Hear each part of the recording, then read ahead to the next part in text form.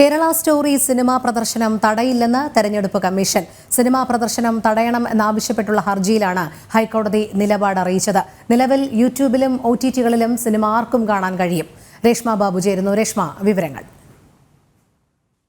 Kerala story പ്രദർശനം തടയണമെന്നാവശ്യപ്പെട്ടുകൊണ്ട് നേരത്തെ തന്നെ ഹൈക്കോടതി ഹർജി നൽകപ്പെട്ടിരുന്നു. ആ ഹർജിയിൽ തെരഞ്ഞെടുപ്പ് കമ്മീഷന്റെ അടക്കം കോടതി നിലപാട് തേടിയ സാഹചര്യമുണ്ട്. അതോടൊപ്പം തന്നെ അന്ന് ഈ ഹർജി അടിയന്തരമായിട്ട് പരിഗണിച്ച സമയത്ത് കോടതി പറഞ്ഞത് നിലവിൽ കമ്മീഷന് മുൻപിൽ അപേക്ഷ സമർപ്പിച്ചതിന് തൊട്ട് പിന്നാലെ കോടതിയെ സമീപിച്ചത് ശരിയായില്ല. അതുകൊണ്ട് അടിയന്തരമായിട്ട് ചിത്രത്തിന്റെ പ്രദർശനം അല്ലെങ്കിൽ ദൂരദർശനിൽ പ്രദർശിപ്പിക്കുന്നത് തടയില്ല എന്നുള്ളതായിരുന്നു. തുടർന്നാണ് ഈ ഹർജിയിന്മേൽ നിലവിൽ തെരഞ്ഞെടുപ്പ് കമ്മീഷൻ തങ്ങളുടെ നിലപാട് വ്യക്തമാക്കിയിരിക്കുന്നത്. 2023 മെയ് മാസമാണ് സിനിമ റിലീസ് ചെയ്തത്. നിലവിൽ യൂട്യൂബിലും അതോടൊപ്പം തന്നെ OTT പ്ലാറ്റ്ഫോമിലും അടക്കം സിനിമ ആർക്കും കാണാൻ കഴിയുന്ന സാഹചര്യമുണ്ട്. അതുകൊണ്ട് തന്നെ ഈ രാഷ്ട്രീയ നേതാക്കളും സ്ഥാനാർത്ഥികളുമായിട്ടുള്ള അവരുടെ ജീവചരിത്രം സംബന്ധിച്ച ചിത്രങ്ങളുടെ പരാതികൾ നേരത്തെ കമ്മീഷൻ മുൻകാലങ്ങളിൽ പരിഗണിച്ചിട്ടുണ്ട്.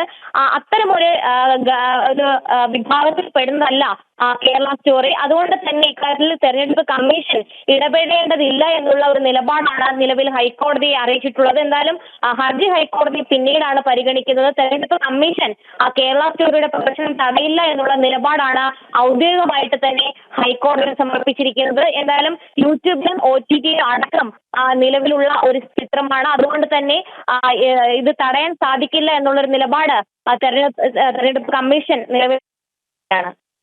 രേഷ്മ, നമുക്കറിയാം കേരള സ്റ്റോറി പ്രദർശനവുമായി ബന്ധപ്പെട്ട് വലിയ രീതിയിലുള്ള വിവാദങ്ങളാണ് ഉടലെടുത്തത്. അതിൽ ഭൂരിഭാഗവും അനാവശ്യ വിവാദങ്ങൾ സൃഷ്ടിക്കൽ തന്നെയായിരുന്നു. അതിനാണ് ഈ കോടതിയുടെ ഇടപെടലിലൂടെ ഒരു വലിയ രീതിയിലുള്ള തടസ്സം സൃഷ്ടിക്കപ്പെട്ടിരിക്കുന്നത്. രേഷ്മ, ദയവായി തുടരുക. ഞാനിപ്പോൾ തിരികെ എത്താം.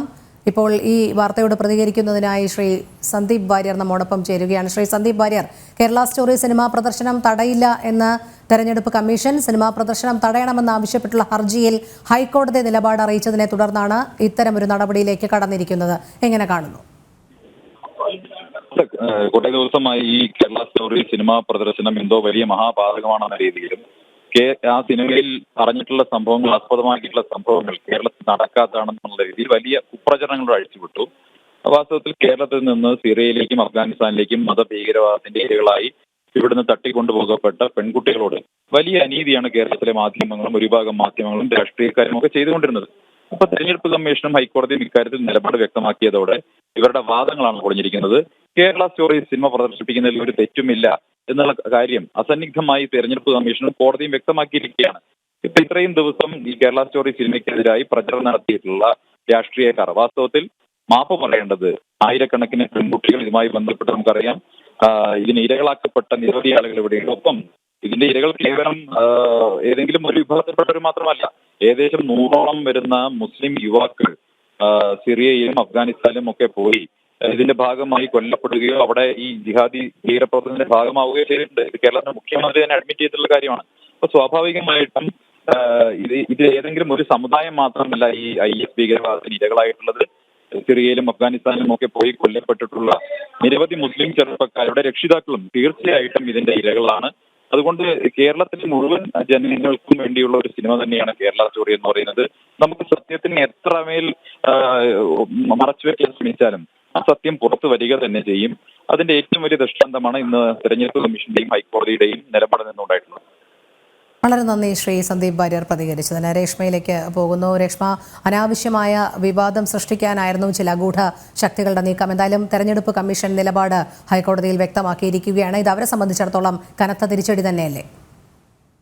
തീർച്ചയായിട്ടും നേരത്തെ അടിയന്തരമായിട്ട് ഈ ചിത്രത്തിന്റെ പ്രദർശനം തടയണമെന്നുള്ള ആവശ്യം മുന്നോട്ട് വെച്ച സമയത്ത് പോലും ഹൈക്കോടതി അതിൽ ഇടപെടാൻ തയ്യാറായിരുന്നില്ല. മറിച്ച് തെരഞ്ഞെടുപ്പ് കമ്മീഷന്റെ അടക്കം നിലപാട് തേടിക്കൊണ്ടുള്ള ഒരു നടപടിയാണ് കോടതി സ്വീകരിച്ചത്. എന്തായാലും ഇക്കാര്യത്തിൽ തെരഞ്ഞെടുപ്പ് കമ്മീഷനും തങ്ങൾക്ക് ഇടപെടാൻ സാധിക്കില്ല എന്നുള്ളൊരു നിലപാടാണ് ഹൈക്കോടതിയിൽ വ്യക്തമാക്കിയിരിക്കുന്നത്.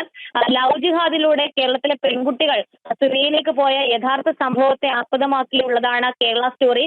അത് തെരഞ്ഞെടുപ്പ് സമയത്ത് പ്രദർശിപ്പിക്കുന്നത് ചട്ടലംഘനമാണെന്നും അതിന്റെ പ്രദർശനം തടയണമെന്നുമുള്ള ആവശ്യമാണ് ഹർജിക്കാരൻ ഉന്നയിച്ചിരുന്നത്. പക്ഷേ അതിൽ യാതൊരു തരത്തിലും സിനിമ പ്രത്യേകിച്ച് നിരോധിച്ച സാഹചര്യമില്ല. അത് മാത്രവുമല്ല, ഈ രാഷ്ട്രീയ നേതാക്കളുമായി ബന്ധപ്പെട്ടുള്ള പ്രീ റിലീസ് ചിത്രങ്ങളുടെ പരാതികൾ നേരത്തെയൊക്കെ പരിഗണിച്ച സമയത്ത് അതിന്റെ ഒരു വിഭാഗത്തിലേക്ക് വരുന്ന ചിത്രവുമല്ല കേരള സ്റ്റോറി. അതുകൊണ്ട് തന്നെ കമ്മീഷന്റെ ഇടപെടൽ വേണ്ട എന്നുള്ളതാണ് ഔദ്യോഗികമായിട്ട് അവർ വ്യക്തമാക്കിയിരിക്കുന്നത്. എന്തായാലും കേരള സ്റ്റോറി അനുകൂലിച്ചുകൊണ്ട് നേരത്തെ വിവിധ ഇടവകകൾ അല്ലെങ്കിൽ രൂപതകൾ മുന്നോട്ട് വന്ന ഒരു സാഹചര്യമുണ്ട്. കാരണം യാഥാർത്ഥ്യ ബോധത്തോടു കൂടി നിൽക്കുന്ന സിനിമ എന്നുള്ള രീതിയിലാണ് ഇടവകകളിൽ അത് പ്രദർശിപ്പിച്ചത്. എന്തായാലും നിലവിൽ ഈ ഹൈക്കോടതിയിലെ ഹർജിയിലും ഹർജിക്കാരന് മാത്രമല്ല ഈ കേരള സ്റ്റോറിയുടെ പ്രദർശനത്തെ എതിർക്കുന്ന വിഭാഗങ്ങൾക്ക് മുഴുവൻ തിരിച്ചടി നൽകിക്കൊണ്ടുള്ളതാണ് നിലവിൽ തെരഞ്ഞെടുപ്പ് കമ്മീഷൻ ഇക്കാര്യത്തിൽ സ്വീകരിച്ചിരിക്കുന്ന ഔദ്യോഗിക നിലപാട്.